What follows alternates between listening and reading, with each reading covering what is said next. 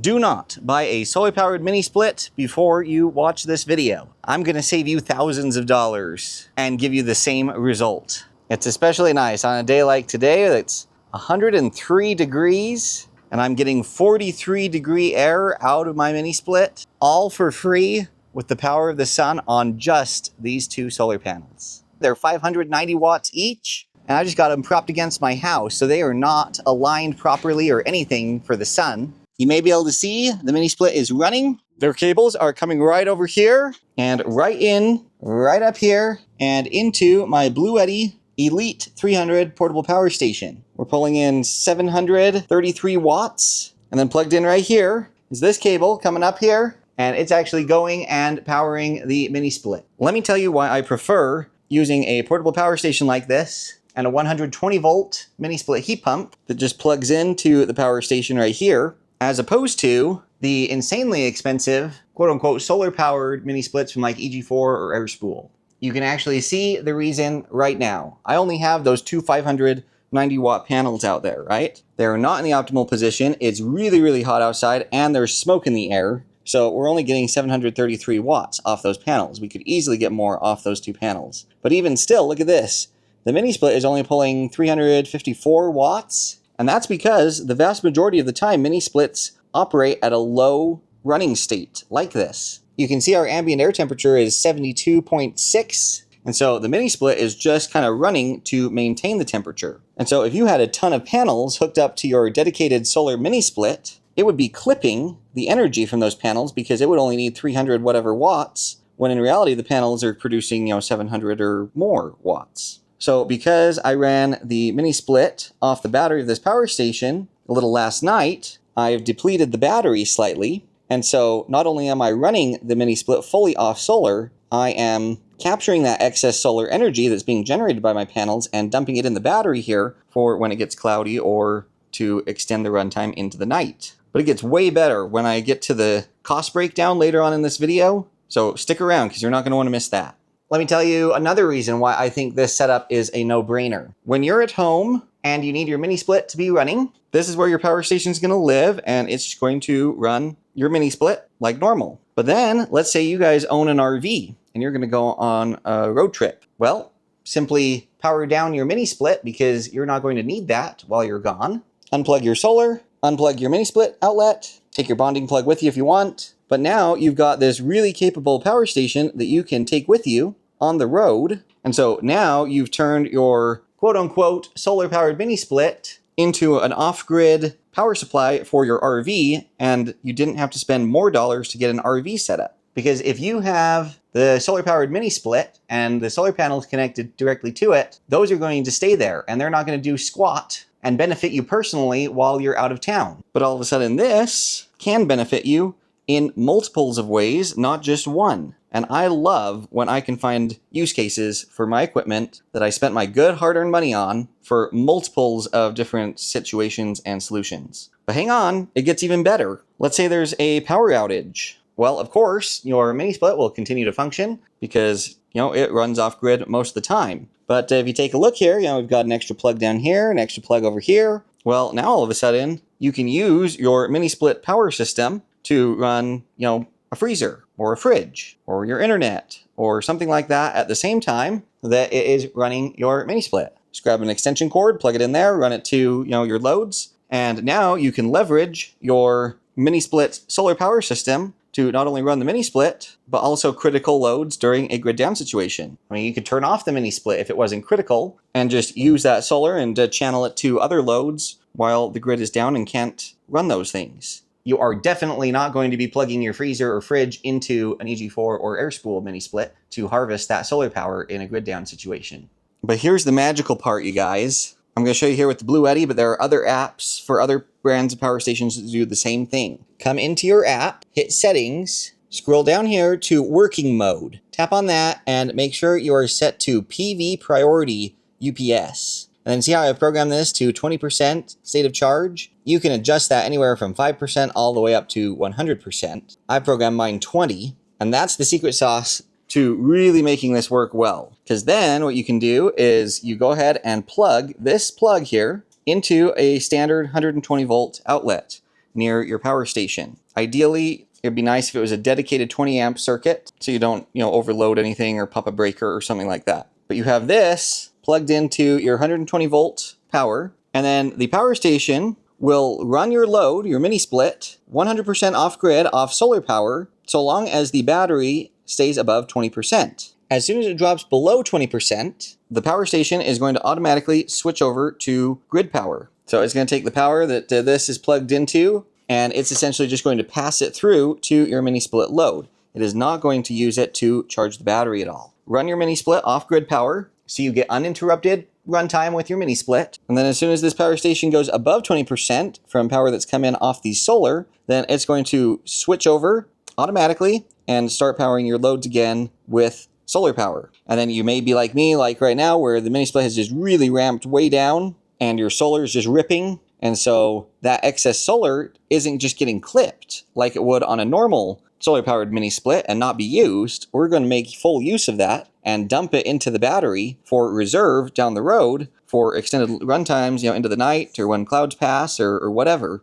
And so you actually get way more runtime on your MiniSplit with a smaller solar array simply by pairing it with the power station that does the same thing those solar MiniSplits do in terms of optimizing for solar that's coming in and balancing with grid power if you have it connected. Of course, you can just leave the power station completely unplugged, and then if it dies, and you just lose power to your MiniSplit until the solar has a chance to recharge. So you're starting to see the power of this setup and just how flexible and awesome something like this could be for you. And I'm currently showing the Bluetti Elite 300 power station here just because it's one of my most favorite power stations on the market right now in terms of price to performance. But it just has, this single solar input rated at 1200 watts max. An alternative consideration would be this EcoFlow Delta 3 Ultra Plus, because it actually has two MPPT solar charge controllers, which would allow for two separate arrays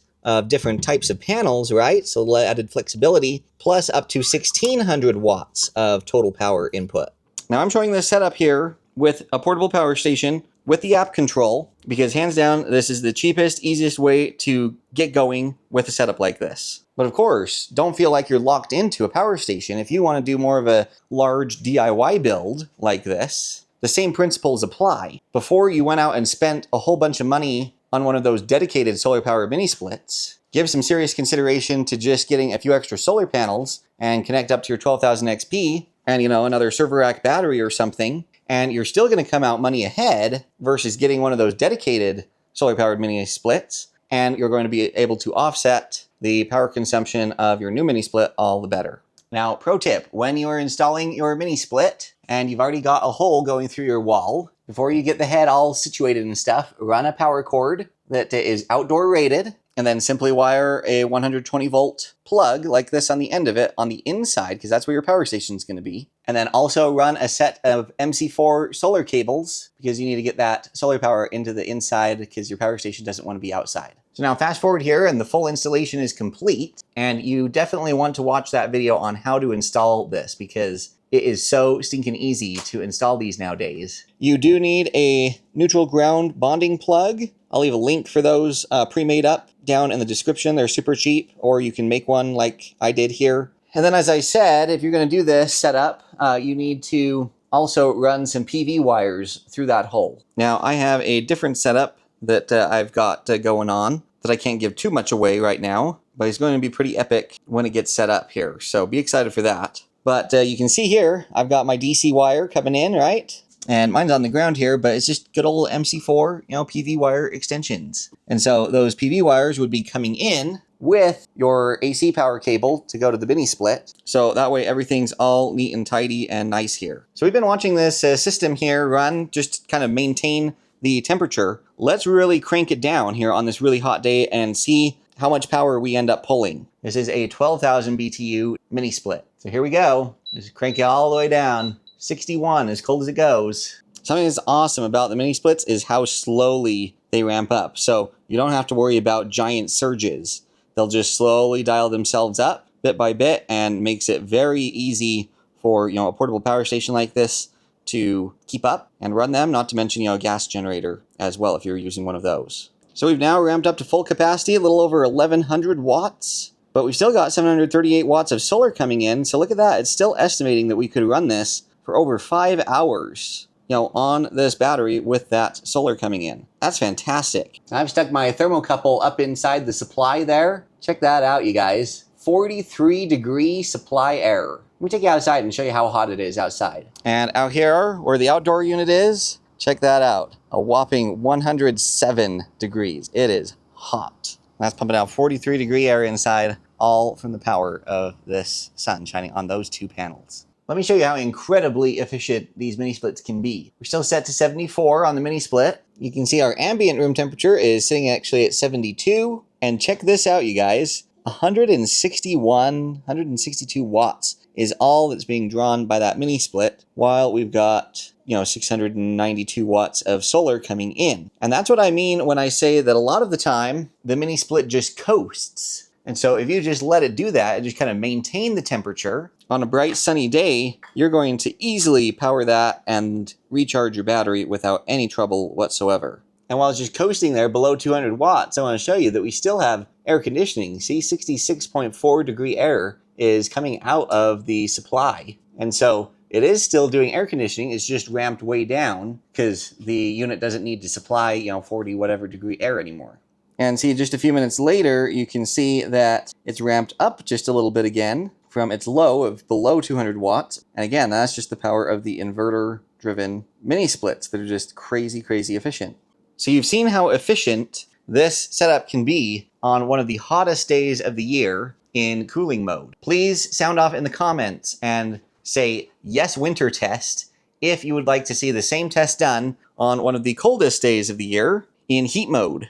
So you guys can kind of see the two bookends and see what kind of efficiency we're looking at that point. But hang on, you guys, just when you thought it couldn't get any better, it does. So included in the kit with this mini split is a little Wi-Fi dongle. And it gives you access to Realitech's little app here, which is fantastic. But hidden in the settings right here, if you click more, check this out. It has generator mode. So we're going to tap on that. And this is perfect for what we need to do. So you can see we're still set to 61 degrees. It's cranking at full speed. We're pulling 1100 watts. But let's say that you didn't want it to pull more than 50% of its output. Just tap that and it will lock the mini split into not exceeding 50% of its output. And there you go, look at that. It has now throttled itself down to a maximum of 670-ish watts. So now we're back to charging with just only 100 watts. But the point is, this generator mode is incredibly powerful. I know of no other mini split that has such a thing like this, that allows you to lock it in and not give you full power, even if you've set it,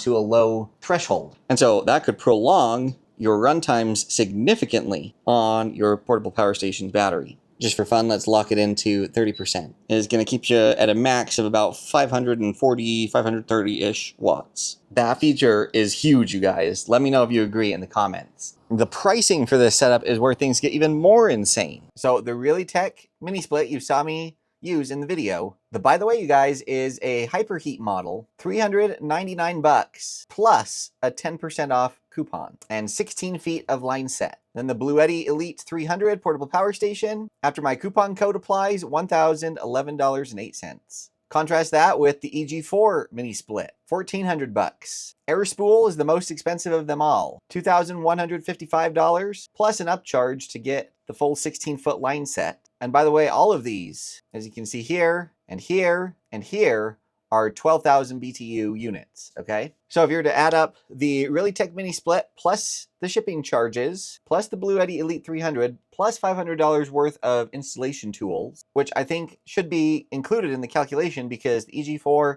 and the Airspool both have the quick connect line sets that don't require some of the tools that the Realitech mini split requires. But I don't want you to feel intimidated by that. I have a whole video showing you how to install the Realitech mini split. It's crazy easy. Yeah, there are a few specialized tools you need, but you can source them for very cheap, or you could rent them for an even smaller amount from like a local auto parts store. Well, I'm going to include their cost here just for this breakdown. So there's about a $500 difference between these two. And one would say, well, EG4 is cheaper, which is true, but don't forget that $1,000 of this is the Bluetti Elite 300. There's only a $500 difference between these, so you're basically getting the Elite 300 for $500 more going with this option versus going with this option. And you could, again, narrow that down by renting the tools instead of buying them. But then your Bluetti Elite 300 is going to serve multi-purpose, like I was saying, right? It's going to run the MiniSplit when it's at home, so you can reap the benefits on a daily basis when you're at home, but then you can easily take it with you on your camping trip, use it for backup power when the grid goes down, all of these use cases that you're not going to use your EG4 MiniSplit for. So I've just cut the cost of that Elite 300 in half for you by bundling it with a solar-powered MiniSplit. And again, you could narrow that even more if you rented tools. So I hope that kind of conveys how good of a bang for the buck this setup actually is. Of course, all of these still need solar panels added to them, and this setup can run with substantially smaller quantities of solar to start with future expansion versus this or this. Comment, please, you guys, and tell me what you think of this setup. I personally feel it's a no-brainer, but certainly poke holes in my thought process. Tell me why you would prefer the solar-powered mini-splits that the solar panels connect directly to. It's a cool concept, but I think this setup gives you way better bang for your buck and functionality. But I'd love to hear any of your thoughts and pushback on my thought process here. I will have links to everything you saw in this video, the mini-split, the solar panels, cables, power stations, not to mention a few tools to do the installation of the mini-split yourself, as well as a link to the full installation video of this mini-split so you guys can learn how I did it. I will also have links down there where you can book a one-on-one video consultation, submit a guaranteed to be answered question by me, as well as my custom YouTube channel search engine that's 100% free and allows you to be able to find answers to your questions 100% free in older videos of mine, including timestamps for the specific part of the video that you're looking for. So take advantage of all of those resources down in the description. I want to say a huge thank you to all of you for your support and care for the channel. We've always got more epic content in the pipeline. Don't forget to like, comment, share, subscribe, and hype on your way out. That just kind of gives the YouTube algorithm the nudge it needs to get this, educational, informational type video out in front of more eyeballs. I'm always trying to find the best bang for your buck, ways that you can save money and leverage solar to the max potential possible, and no one else is really doing that. So I really appreciate your support. Stay tuned for more, stay safe, and we'll catch y'all next time.